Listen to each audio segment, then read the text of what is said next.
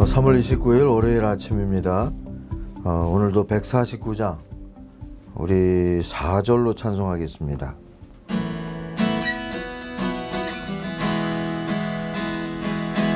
온 세상 만물 가져도 주의 못 따갑겠네.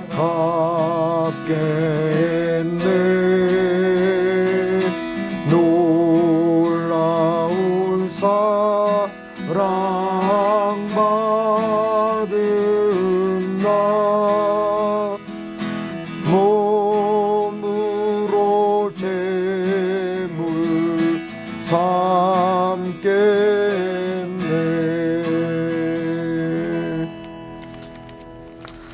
고린도전서 6장 말씀을 읽겠습니다. 너희 중에 누가 다른 이와 더불어 다툼이 있는데 구태여 불의한 자들 앞에서 고발하고 성도 앞에서 하지 아니하느냐. 성도가 세상을 판단할 것을 너희가 알지 못하느냐. 세상도 너희에게 판단을 받겠거든 지극히 작은 일을 판단하기를 감당하지 못하겠느냐.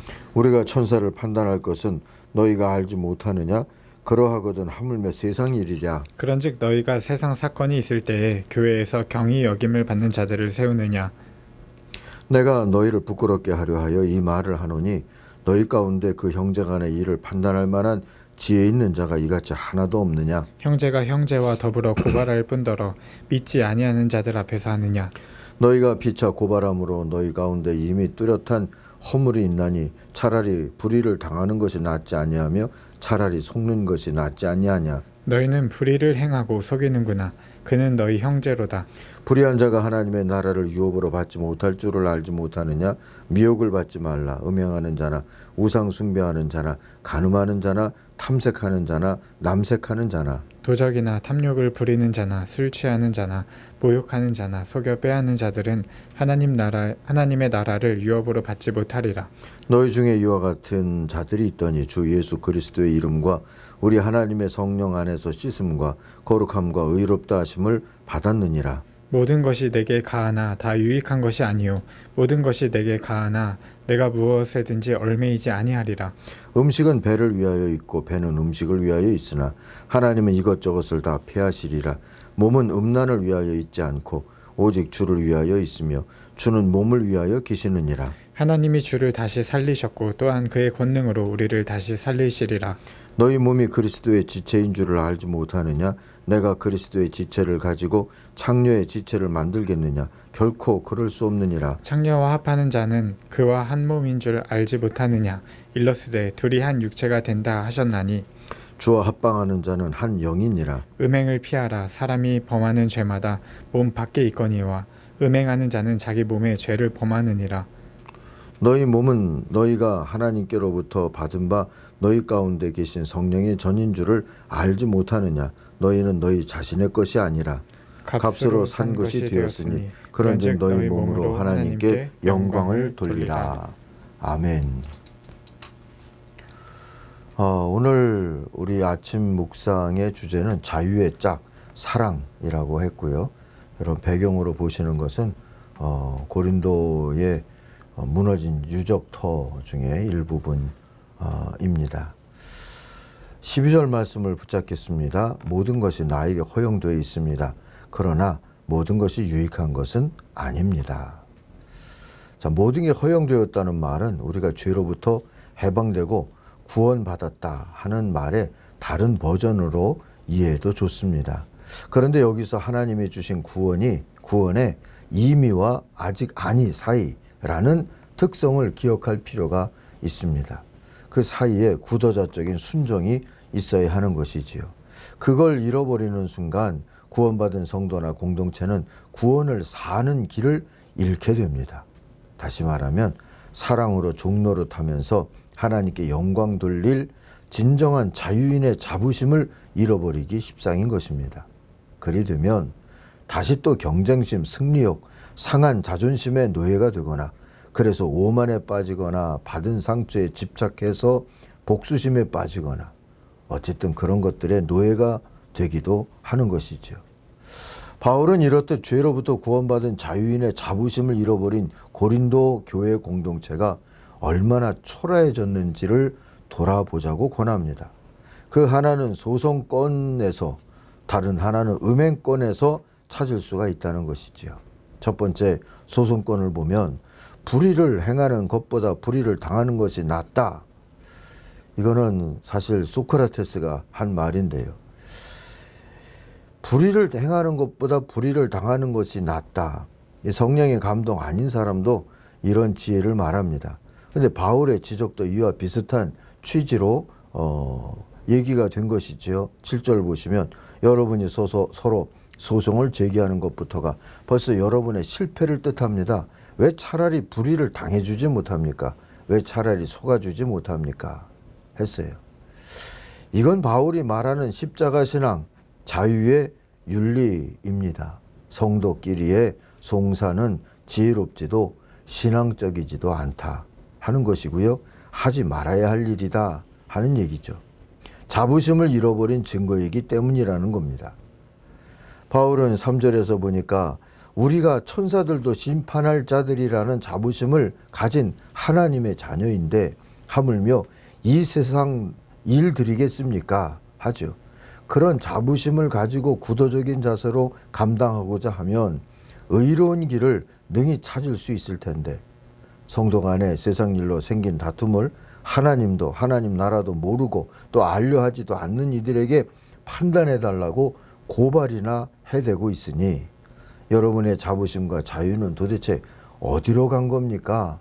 하고 속상해서 묻고 있는 겁니다. 한국교회는 반세기 전만 해도 시대의 지식인이고 도덕인이고 의식인의 대표고 상징일 수 있었습니다. 그러나 지금 한국교회 이미지는 급전직하로 추락했어요. 이제 그리스도인들은 시대에 뒤떨어진 사람들, 말이 안 통하는 고집스러운 사람들, 반사회적 반도덕적인 집단이라는 오명으로 통하기까지 합니다. 자부심을 잃었기 때문입니다. 많은 교회들이 교회 내 다툼을 소송으로 해결하면서 오랜 시간 호송하고도 결국은 또 세상 법정으로 끌고 가서 자신들의 미숙한 치부를 만천하에 광고하고 삽니다. 사실 교회 공동체는 다툼이나 미숙함을 해소하기 위해서 치리와 권징 같은 목회적 장치를 두고 있지요. 치리는 영어로 government라고 다스림으로 번역이 되고 권징은 discipline, 훈련으로 번역이 됩니다.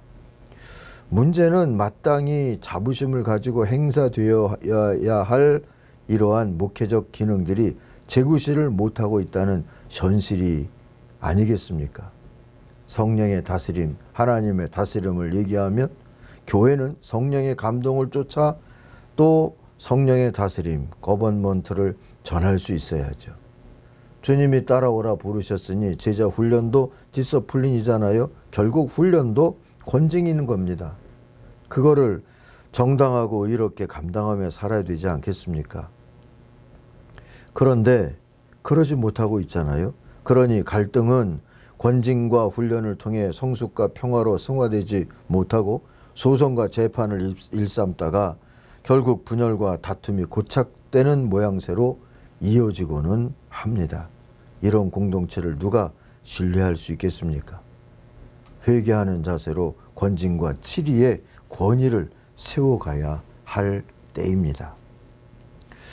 두 번째, 다른 한편 고린도 교회에는 매매춘마저 자유라고 하면서 탐하는 자들도 있었습니다. 나는 무슨 일이든 할 자유가 있다는 저들의 큰 소리를 바울은 무슨 일이든 다 해서 유익한 것은 아니다 라고 정정하지요. 13절에서도 몸은 음행을 위하여 있는 게 아니라 주님을 위하여 있는 것이고 주님은 몸을 위하여 계신다는 걸 강조하면서 이 문제에서도 역시 자부심은 필요한 것을 우리에게 강조해 줍니다. 19절 보니까 우리가 성령의 전이라는 자부심이 있어야 된다는 것이지요. 이런 자부심으로 음행을 피하는 게 진정 자유인의 모습인 겁니다. 그게 17절의 얘기죠. 어쨌든 그리스도인의 자유는 하나님과 이웃을 섬기는 데 사용돼야 합니다. 그리고 공동체의 평화를 지키기 위하여서 사용되어야 하는 것이고요. 자신의 욕망을 채우는데 사용되는 자유라면 그것은 오히려 죄와 가깝습니다. 아니, 죄입니다. 자유의 짝은 욕망이 아니라 언제든 사랑이어야 합니다.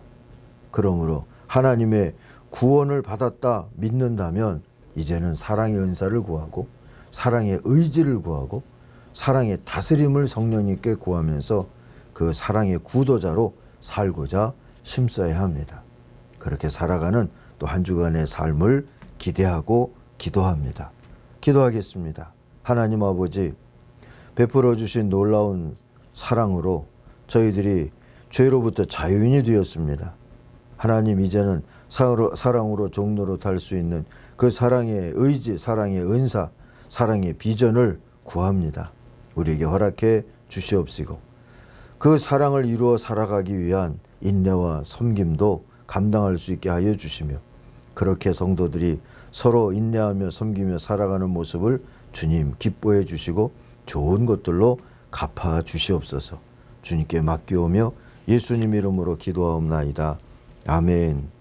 하늘에 계신 우리 아버지, 아버지의 이름을 거룩하게 하시며 아버지의 나라가 오게 하시며 아버지의 뜻이 하늘에서와 같이 땅에서도 이루어지게 하소서. 오늘 우리에게 일용할 양식을 주시고 우리가 우리에게 잘못한 사람을 용서하여 준 것 같이 우리 죄를 용서하여 주시고 우리를 시험에 빠지지 않게 하시고 악에서 구하소서. 나라와 권능과 영광이 영원히 아버지의 것입니다. 아멘.